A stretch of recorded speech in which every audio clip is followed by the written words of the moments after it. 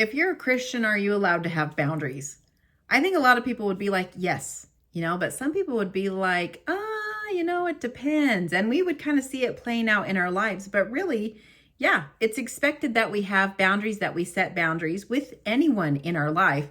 And you can do that in a way that still honors God and helps you to keep walking out your life and offer forgiveness, and also not have someone be super close to you that you can't trust.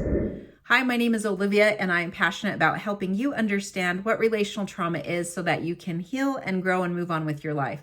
Today, everything is coming from my book, The Faith-Based Relationship Trust Boundary Model. I will put a QR code on the screen, and I'll also have a link in the description for the book. So setting boundaries is really hard, and pretty much for most of us, for many of us, our greatest challenges, our greatest hurts, the greatest difficulty in setting boundaries are with our family. And that's for a few reasons. So for one, we're trying to honor family members. And how do you honor someone and set a boundary with them? Because isn't that wrong? Isn't that disrespectful? And it also could be, the family is everything. Family's everything. Family's everything. So if I were to say no and set a boundary, do I risk losing everything? Right? So that's really scary and feels wrong. But also, blood is thicker than water. So if I set a boundary and I don't go along with everything I've always gone along with, and I want to do something different now, am I betraying this bond that's supposed to be like the thickest bond I have? Well, there is an answer to all of these questions, and you can find it in the Word of God. And as we go through this series, I will use the King James Version. It's not the version I read. I read the Amplified if anyone's interested. But the King James is public domain. So I feel, that's my best chance of not getting copyrighted is if we use scripture from there. So God does answer these questions and so much more, as I'm sure many have learned. But it's hard because sometimes we're so fixated and taught certain verses and not others. And so anytime you're trying to change, you're just thinking about that one instance or that one verse. And really, if you take all of it in context, then it's kind of like, this is how I'm set free, right? It's by the whole truth. So if you're looking at boundaries and setting boundaries, kind of going back to boundaries, there are a few things that go into it. And if you learn my model, which is so simple and easy to use, you'll find that it really focuses on trust. What is trust? What does it mean to trust someone? Who does God tell us to trust most above even a prince, right? Even over anyone? Who do we put our most trust? Well, we're going to see that it's him. Put your most trust in him. And he tells us that all through scripture. And then also, we need to learn about the different boundaries. So as a human being, right, we have boundaries that are physical, how physically close someone is to me.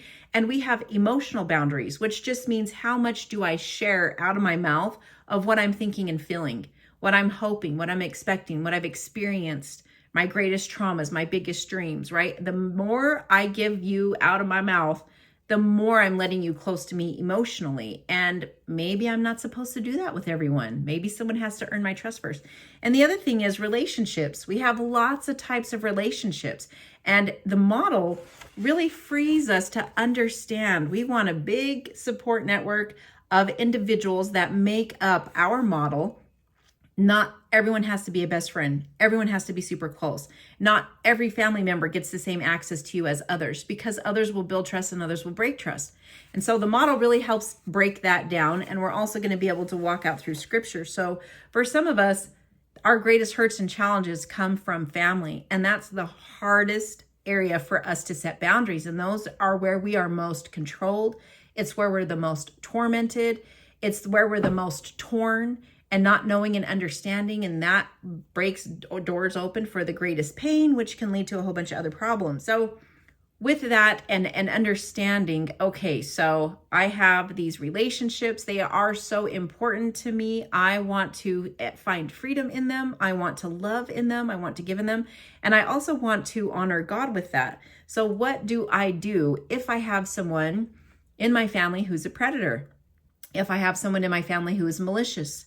If I have someone in my family who, just is all about all consuming, all control, and wants basically my worship and my sacrifice. They basically want to be my God. They want me to put them on an idol pedestal.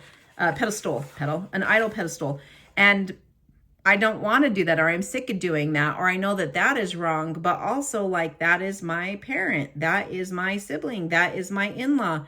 You know, is it wrong to stop? And I don't feel like it's wrong until I try. And then when everybody like beehive swarms me, then I'm full of all these stings and wounds, and then I'm taught that I'm wrong and I'm bad, and so then I go back. So it's really hard. It's kind of like, how can I know if someone is good or bad? Because you got people who are bad, who do good things, and then you have good people who do bad things. So it's like, I can't really know where the line is because I can't ever decide if someone is good or bad. And then I feel like that's not my place. But instead, we base our line off of trust.